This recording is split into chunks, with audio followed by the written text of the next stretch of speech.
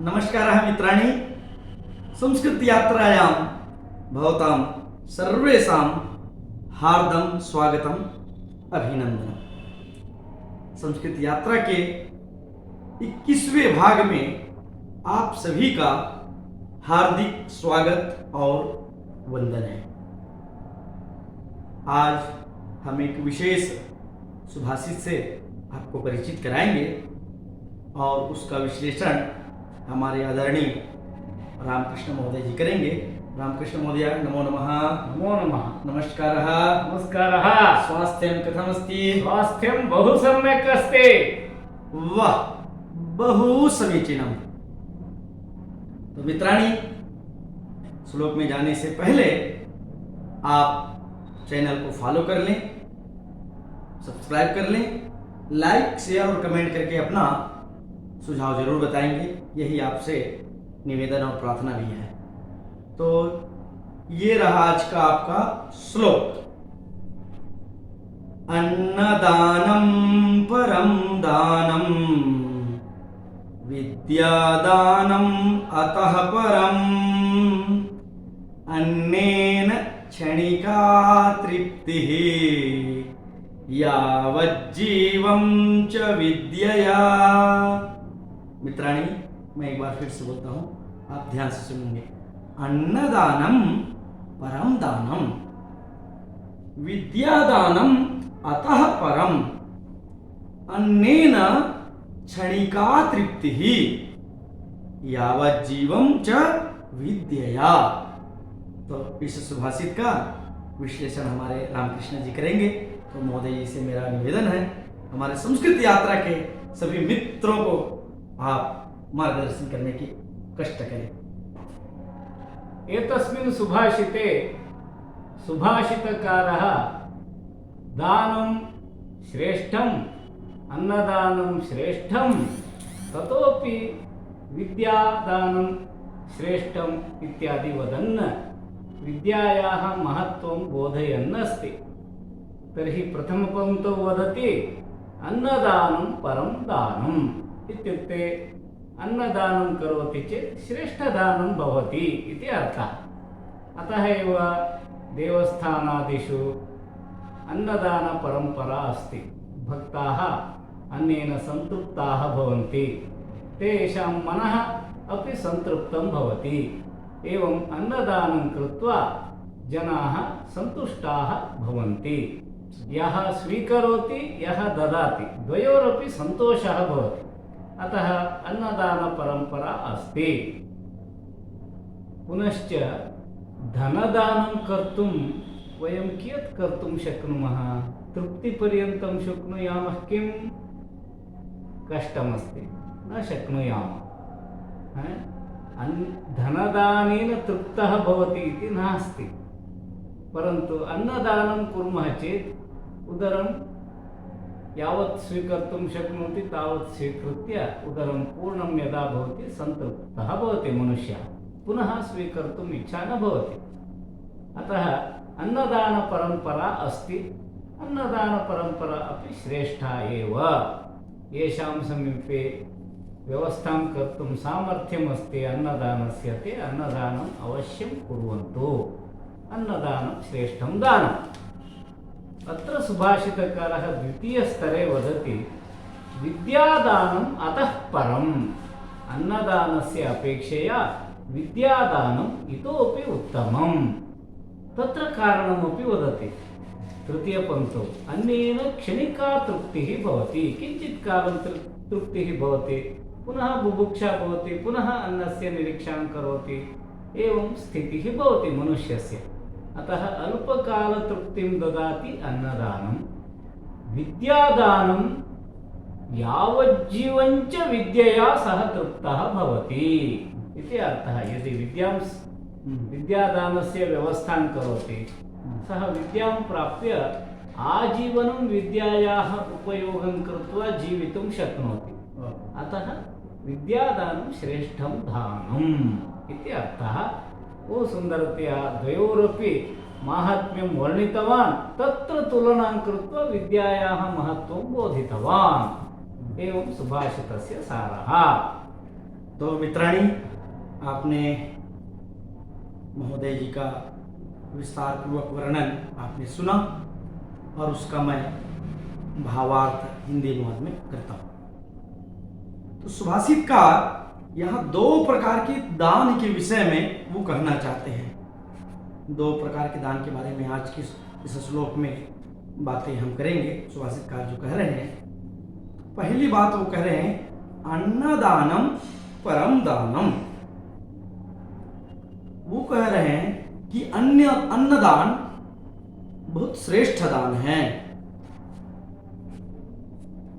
क्योंकि अन्नदान से किसी भी व्यक्ति की उसका जो क्षणिक मात्र उनकी जो आवश्यकता है, उनको जो उनके अपने जीवन चलाने के लिए, अपने उदर की पूर्ति के लिए, उनकी तृप्ति के लिए, तो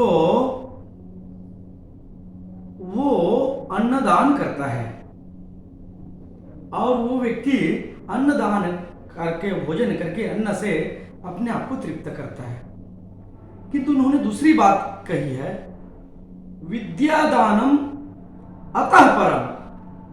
अन्नदान से भी श्रेष्ठ विद्यादान को बताया गया है,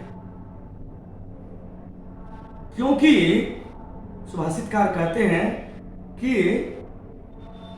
विद्यादान एकदम उत्तमम, उच्च श्रेणी का दान क्यों कहा गया है। इसके बारे में वो तीसरी पंक्ति में कहते हैं कि अन्नेन क्षणिका तृप्ति ही। अन्न से आप तो क्षणिक मात्रा, आपका भूक्षा जो है, अपने भूख का निवारण कर सकते हैं। क्षणिक मात्रा तृप्ति होती है, अब संतुष्टि होती है, आपको भोजन मिल गया, थोड़ा आप संतुष्ट हो गए, लेकिन दीर्घ काल तक आप संतुष्ट नहीं हो सकते। और हम सभी मानव प्राणी हैं। धनदान दीर्घ काल पर्यंत हम दे नहीं सकते, या कोई भी दे नहीं सकता, क्योंकि धनदान वो समय समय में ही वो कर सकता है। इसलिए अन्नदान की जो परंपरा है, हमारे मंदिरों में, हमारे आश्रमों में, हमारे देवालयों में अन्नदान की परंपरा, जब जिसको आवश्यकता होती है अन्न की, भोजन की, वो मंदिर में जाता है, देवालय में जाता है और वहां वो भोजन अन्न ग्रहण करता है। किंतु धनदान दीर्घ काल पर्यंत नहीं दे सकते। इसलिए वो चौथी पंक्ति में विशिष्ट बात कर रहे हैं, यावत जीवम च विद्यया। और विद्यादान को इसलिए श्रेष्ठ कहा गया है कि यदि आप किसी को विद्या प्रदान करते हैं, विद्या का दान करते हैं, तो वो उनके जीवन भर, उनके जब तक उनके शरीर में प्राण वायु है, तब तक वो विद्या उनका साथ देगा, उनका काम आएगा। इसलिए अन्नदान तो क्षणिक मात्र, कुछ समय के लिए, कुछ काल के लिए आप संतुष्ट होते हैं अन्नदान से, किंतु यदि आपको विद्या रूपी दान मिलता है, तो विद्या दान को इसलिए श्रेष्ठ कहा गया है, क्योंकि अन्न से तो कुछ काल तक ही आप संतुष्ट हो सकते हैं, लेकिन जब विद्या आपके जीवन में आ जाता है, आप विद्या का अध्ययन कर लेते हैं, विद्या आपको प्राप्त हो जाता है, कोई भी व्यक्ति आपको विद्या रूपी दान करता है, तो वो हमारे दीर्घ काल, जीवन काल पर्यंतम रहता है। और उस विद्या रूपी दान के कारण से हम दीर्घ काल तक हम संतुष्ट हो सकते हैं, हम तृप्त हो सकते हैं, हमारी आत्मा तृप्त हो सकती है, हम दीर्घ काल तक कार्य कर सकते हैं। किंतु अन्नदान क्षण मात्र, क्षणिक मात्र, तो इसलिए अन्नदान तो श्रेष्ठ है ही, लेकिन उससे भी ज्यादा जो श्रेष्ठ है, उत्तम है, वो है विद्यादान। तो हम सभी को अन्नदान तो करना ही है, किंतु विद्यादान भी करें, क्योंकि अन्नदान कुछ काल तक ही व्यक्ति के पास में हो सकता है, रह सकता है, लेकिन ये जो विद्या रूपी जो दान है, वो व्यक्ति के जीवन भर साथ देता है, जीवन भर उनका कार्य आता है, और उसके अनुसार से वो अपने विवेक से वो काम लेता है, कार्य करता है और अपने जीवन का यापन करता है। तो इसलिए मित्राणी, सुभाषितकार ने दोनों दानों के बारे में बड़ी विशिष्ट रूप से उन दोनों को श्रेष्ठ कहा गया है। अन्नदान भी श्रेष्ठ है, किंतु उससे भी जो ज़्यादा श्रेष्ठ है, परम श्रेष्ठ है, वो है विद्यादान है।